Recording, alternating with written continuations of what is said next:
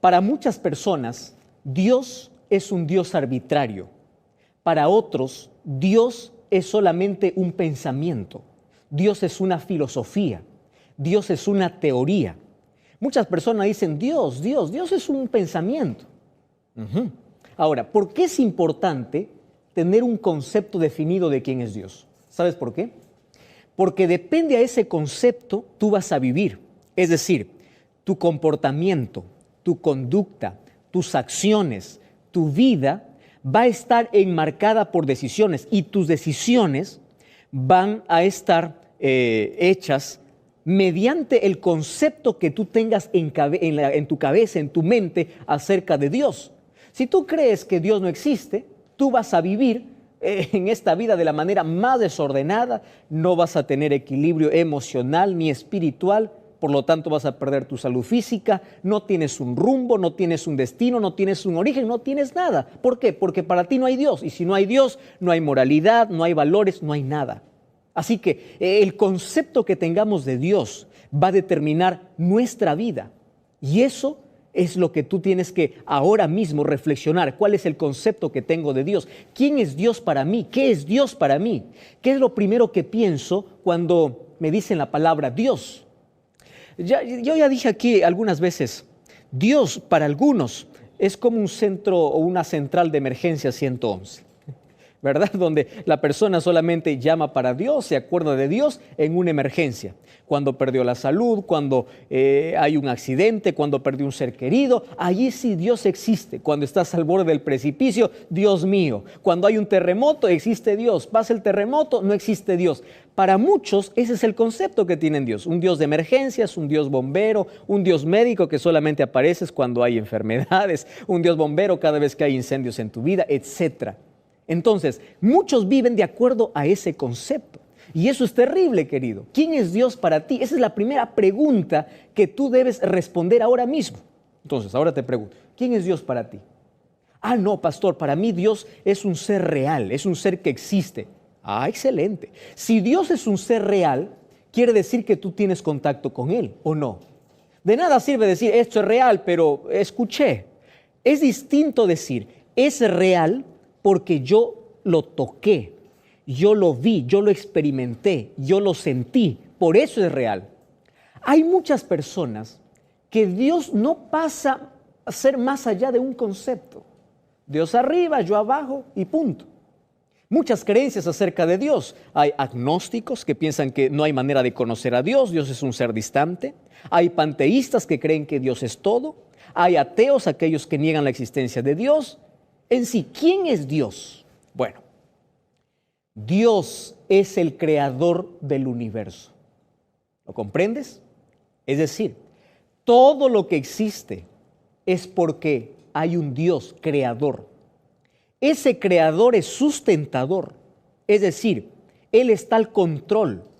No solamente creó las cosas. Hay algunas personas que dicen, Dios creó y dejó al abandono y Él se fue y el ser humano vive como Él quiere, sin que Dios esté allí presente. No, Dios está marcando los tiempos. Dios está al control de la historia. Dios está presente en todo momento. Dios dirige a la historia. Pero allí hay algunas cosas que saltan a la mente diciendo entonces, si Dios existe y es real, ¿dónde está? Ya más de una persona me dijo, pastor, ¿dónde estuvo Dios cuando perdí a mi hijo en un accidente? ¿Dónde estuvo Dios cuando yo oré, clamé a Dios diciendo que me sane? Y yo sigo enferma. ¿Dónde estaba Dios cuando ocurrió esa tragedia? Esa es una pregunta muy importante. Ahora, aquellos que niegan la existencia de Dios, primero se preguntan ¿dónde está Dios? Para luego definir quién es Dios. Y por allí comienza el problema de todo ser humano. Cuando tú primero te preguntas ¿dónde está? Sin que sepas quién es Él, es allí donde tu mente, tus conceptos, tu idea te va a llevar a un concepto equivocado de Dios. ¿Por qué existen muchos que niegan la existencia de Dios. ¿Sabes por qué? Porque ellos dicen, la primera pregunta que se hacen no es quién es Dios, sino dónde está. Entonces dice, ¿dónde está Dios? No lo veo, no existe. Y esa pregunta, mal formulada, mal hecha o en una circunstancia difícil, te puede llevar al ateísmo, te puede llevar a la duda, te puede llevar a la incredulidad. Antes de definir dónde está Dios, tienes que saber quién es Dios para ti. Entonces, aquel que se pregunta, ¿dónde está Dios? Dice, yo no lo veo. Entonces, si no lo veo, no existe, ¿verdad? Entonces, ahí aparecen esas teorías. Dios no es real, Dios es fantasía. Un cierto ateo un día quiso humillar a un niño cristiano, ¿no? Ustedes saben que siempre esos grandes personajes, grandes personalidades quieren impresionar y mucho más cuando encuentran a un niño, piensan que un niño no tiene una respuesta válida. Le dice, un ateo le dijo a un niño, dime hijo, yo te doy todo lo que tú quieras si tú me dices dónde está Dios. Y el niño, allí en su inocencia, le respondió con otra pregunta y le dice, Señor, yo le devuelvo todo lo que usted me da si usted me dice dónde no está Dios. Invirtió allí la pregunta y el otro no sabía qué decirle. Es como la historia de aquella maestra. Bueno, esto es una historia que yo leí, que llegó allá al salón de clases y estaba allí enseñando a alumnos del primer grado de primaria, a aquellos que recién están yendo a la escuela. Y allí había una niñita cristiana y la niñita cristiana decía, profesora, vamos a cantar a Dios antes de iniciar la clase. Y esta profesora dijo, desde ahora yo tengo que decirles de que no vivan engañados, que Dios no existe. Así que le dijo a la niña, mira niñita, le llamó por su nombre, Dios no existe, Dios no es real, a ti te están mintiendo. Y la niña le dice, no es posible, yo sé que Dios existe, yo todos los días canto, Él me responde, yo creo, Él está arriba, Él está en el cielo. Imagínate un diálogo entre una profesora y una niña del primer grado. Y bueno, le dice, yo voy a creer en tu Dios, le dice la profesora, como para probar la fe de la niñita. Si tú me muestras dónde está Dios, entonces yo te voy a comprobar, le dice la profesora. Allí llama al otro alumno y le dice, a ver, Pedrito, a ver, Pedro, levántate. Entonces Pedro se levanta y le dice, mira por la ventana. Pedro dice, ¿qué cosa miras por la ventana hacia afuera? Pedro le dice, mire, profesor, estoy mirando un árbol, estoy mirando un pajarito, estoy mirando las nubes, estoy mirando esto. ¡Ah, qué bonito! ¿Qué más ves? ¿Qué más ves? Estoy mirando el sol, estoy mirando, etcétera. ¿Y ves a Dios? No, le dice, no veo a Dios. Entonces la profesora le dice a la niña, bueno, ¿ya ves? Dios no existe porque no está, no existe. ¿Dónde está? Muéstrame. Bueno, y la niña ahora no sabía qué responder. ¿Qué puede responder una niña? Le dice, bueno, profesora, si usted dice que Dios no existe porque no lo ve, entonces yo voy a hacer otra prueba, le dice la niñita. Muy inteligente. Y esta niña le dice, a ver, Pedrito, contigo mismo voy a hacer la ilustración. Quiero que mires a la profesora, le dice. Y Pedro le mira a la profesora y dice, ¿qué ves en la profesora?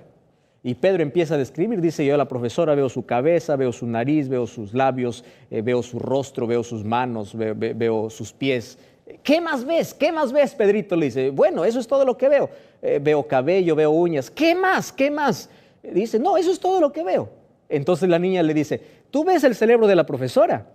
Y Pedrito le dice, no estoy viendo el cerebro, solo veo la cabeza, solo veo el cabello, pero no estoy viendo el cerebro. Y la niñita le dice, ya ve, profesora, eso no quiere decir que usted no tiene cerebro. Usted lo tiene, pero no siempre las cosas que se ven son las cosas que existen. Hay cosas que nosotros no podemos ver, no podemos palpar, pero sabemos que existen, sabemos que son reales. El dolor no se ve. Cuando tú dices, me duele la cabeza, yo te digo, ¿dónde está el dolor? A ver, muéstrame el dolor, preséntame el dolor. Tú no sabes qué responder. ¿Por qué? Porque no se ve, pero se siente, se experimenta. Ahora, dejando esos conceptos a un lado, un día David, viendo la inmensidad, viendo la naturaleza, viendo el universo, David no pudo ver lo que hoy ven los científicos a través de instrumentos que pueden ver planetas y estrellas.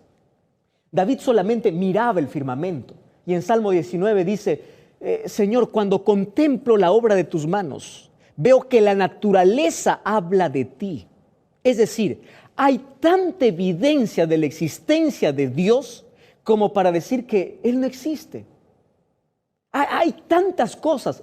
Mira solamente tu mano, mira tus tejidos, mira tus células, aquello que no puedes ver a simple vista. Mira tu organismo, cómo funciona a la perfección. Mira cómo cada órgano está en un lugar perfecto y todo funciona. Mira cómo tu corazón no deja de latir. Y aún así puedes decir de que Dios no existe. Aún así puedes rebelarte contra Él. Un científico cristiano decía, cuando yo empiezo a contemplar el universo, veo de que todo el universo se rige en leyes. Para todo hay una ley. El sol tiene una ley, la naturaleza tiene la ley. Y si existen leyes, quiere decir que existe un legislador. Y ese legislador es Dios. Y él concluía su pensamiento diciendo, es imposible tener que ver el universo, el perfecto orden que existe y decir que Dios no existe. Es imposible. Muy bien.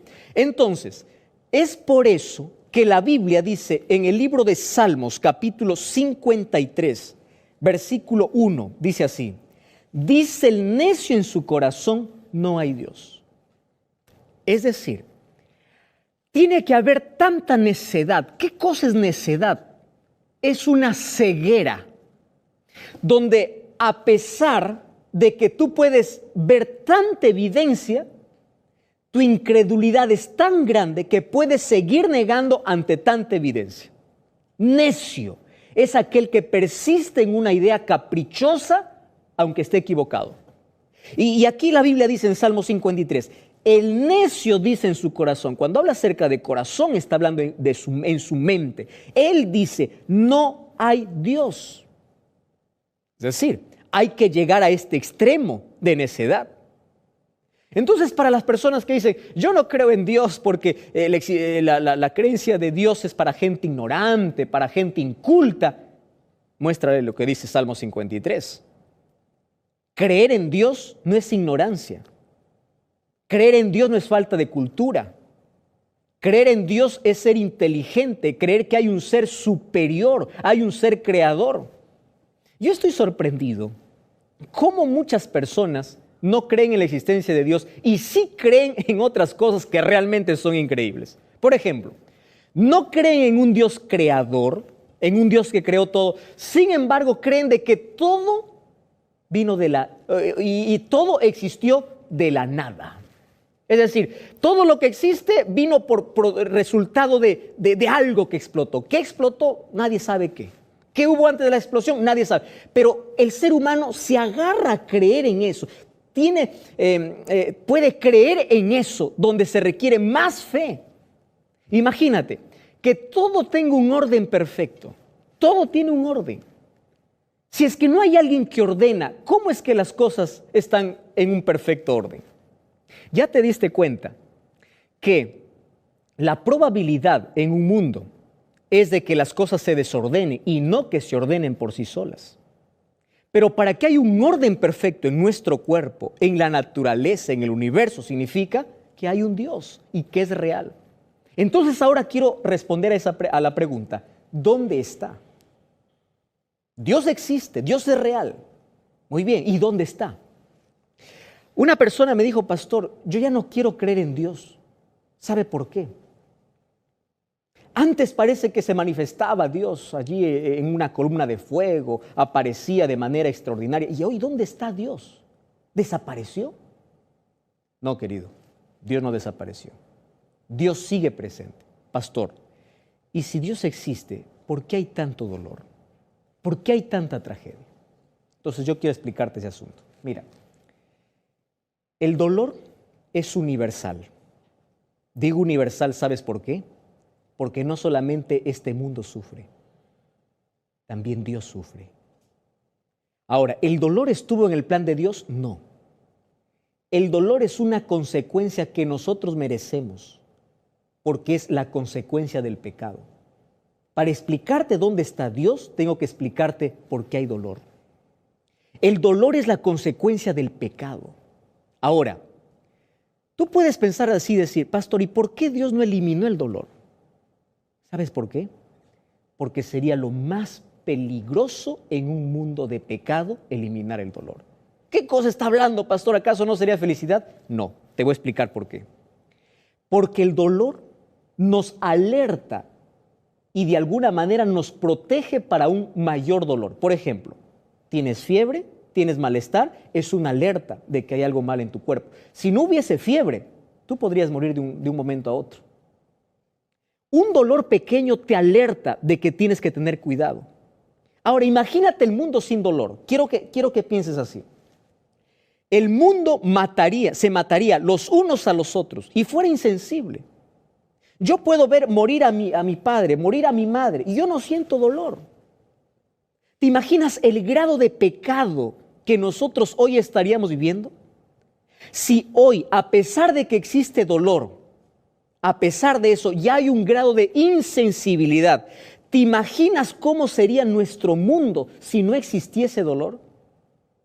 Ahora, no estuvo en el plan de Dios, pero mientras haya pecado, tiene que existir dolor. ¿Y sabes por qué razón?